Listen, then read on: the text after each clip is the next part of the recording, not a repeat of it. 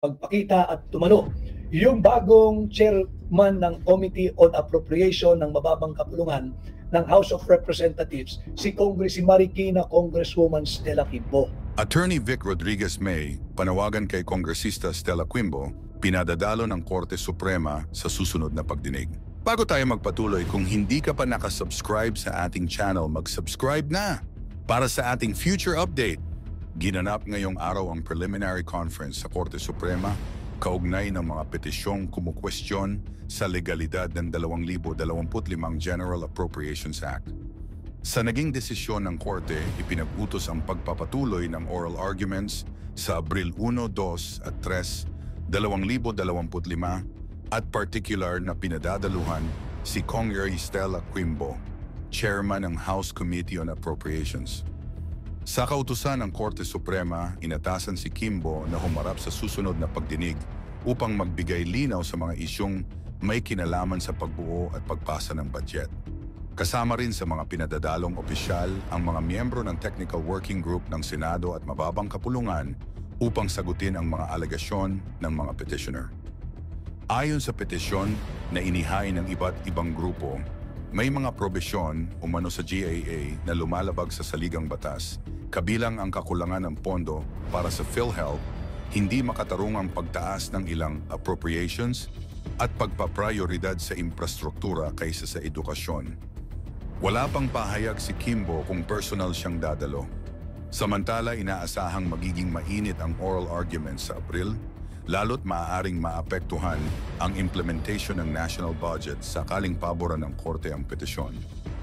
Kaya po malaki yung views, marami po ang sadyang interesado na patuloy nating pag-usapan itong anomalous passage of the 2025 budget. But I already submitted myself kanina doon sa Korte Suprema. Iwasan ho muna natin, maintindihan naman ninyo na idiskurso yung mga detalye ng naturang kasong ito until after we are done with the oral argument. I think it would be prudent to refrain as much as I could yung i-discuss natin yung merito bago po magkaroon ng oral argument. So ang update po natin, natuloy po yung preliminary conference kanina, napakarami po ang naka-view na ng ating posting, ang ating update. Hinihingi ko po na sana ay patuloy ninyong i-like at i-share ang lahat po ng ating posting at pagla-live ng ganito dahil hindi lamang po tayo kandidato ngayong May 12, 2025. Ako rin po tumatayong bilang representante ninyo sa kaso ng mamamayang Pilipino na nakabinbin po sa Korte Suprema. So there will be days, pagpamanin po ninyo, I will also miss you that I might be absent sa campaign trail, sa campaign sortie dahil naghahanda po tayo para sa oral argument. Ang naging kautusan po ng Korte Suprema ay tuloy ang oral argument sa April 1. At bukod po sa unang itinakdang April 1, nagdagdag po ng araw ang Korte Suprema. Ang sabi po ng Korte Suprema sa lahat ng abogadong naroon, pati lalo na sa mga petitioners kadagaya ko po, sa ngalan po ng Sambayan ng Pilipino, ay buksan na ang April 2 and 3 at naghahanda na po ang Korte Suprema para sa oral argument sa kasong ito. Hindi lamang po isang araw ang ibinigay. April 1, April 2 at April 3 ang itinakdang araw ng Korte Suprema para po sa oral argument. Mabuti po yun sapagkat yun ay sagisag na interesado ang Korte Suprema at binigyan nila ng 3 araw. Napakahalaga po ang oras ng ating mga kagalang-galang na hukom o mahistrado na kabahagi ng Korte Suprema. And for them to allot 3 consecutive days just to hear the oral arguments on this case, ibig sabihin mahalaga po ang kapakanan ng ordinaryong Pilipino at ordinaryong manggagawa sa ating mga maestrado. At dito nga, muling binibigyan buhay ng ating mga maestrado na talagang yan ang yung court of last resort, kung sabihin nga, when all other co-equal branch of government seems to be unmindful of the welfare of the people, there is still the last bastion, and that is the Supreme Court. And I think they have shown this early today when they have allotted and extended the days reserved for the conduct of the oral argument, not just one day, not just on April 1, but April 2 and 3 as well. So 3 days have been devoted by the Supreme Court for the oral argument patungkol po dito sa ating kaso. Pangalawang update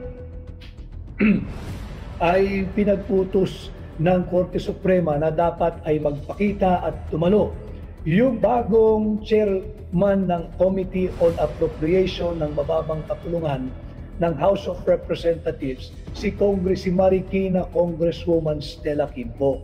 Siya ay pinag-uutos na magpakita at dumalo sa gaganaping oral argument diyan po sa Baguio sa Supreme Court sa April 1. At bukod po riyan, matatandaan po ninyo kahapon ay ipinakita ko yung ating liham doon sa Senado. Tayo po ay nagre-request na bigyan tayo ng listahan kung sino-sino yung mga empleyado ng Senado at ng mababang kapulungan na napapabilang dyan sa tinatawag na Technical Working Group ng Committee on Finance sa Senado at yung miyembro, yung mga empleyado ng mababang kapulungan na bahagi po ng Technical Working Group sa House of Representatives. Ano po yung kahalagahan nito? Pinag-utos po kanina ng Korte Suprema na kinakailangan din ay magpakita at present. Ang lahat ng empleyado ng Senado at ng mababang kapulungan na bahagi ng tinatawag na Technical Working Group. Sapagkat matatandaan ho natin, naglabasan diyan sa ANC, diyan sa ABS-CBN, diyan sa GMA na yung news clip na sinasabi nga nito ni Congresswoman Stella Quimbo na merong blanco at ministerial duty na lamang at ang mga nag-fill up ng blanco ay yung mga kawani ng Senado at mababang kapulungan na bahagi ng Technical Working Group. And we have written both the Senate and the House of Representatives requesting for the names of those honest and hardworking employees of both houses na miyembro ng TWG. Hindi po para sila ihabulin o ihabla, kundi bahagi po kasi ito ng ating due diligence, complete staff work at case build-up kung sino talagang dapat panagutin dito sa mga blanco sa Bicameral Conference Committee report ang nanalagyan ng halaga pagdating doon sa General Appropriations Act na napirmahan nga ng Pangulo ng Republika ng Pilipinas. So, mamaya ho ay mag-encourage ulit tayo ng ating mga kababayan na sumali po sa ating pagla-live. Alam niyo na po yun, mag-hashtag 56 watching from kung saan man po kayo at buksan lamang ang inyong camera. So these are the three major updates or development dito sa ating kaso sa Korte Suprema hinggil sa unconstitutional 2025 budget. Yes, the General's viewpoint. Salamat, Attorney Vic Rodriguez. Maraming salamat din na the General's viewpoint, si General Macanas. Marami rin ho ang nagme-mensahe sa akin na natatakot dahil mukhang nawe-weaponize yung ibang artikulo ng Revised Penal Code, yung Article 154, yung unlawful utterance. Alam mo ninyo, fundamental. Kagaya po ng ating ginagawang diretso ang pakikipag-ugnayan sa mamamayang Pilipino. Let me just guide you of your rights.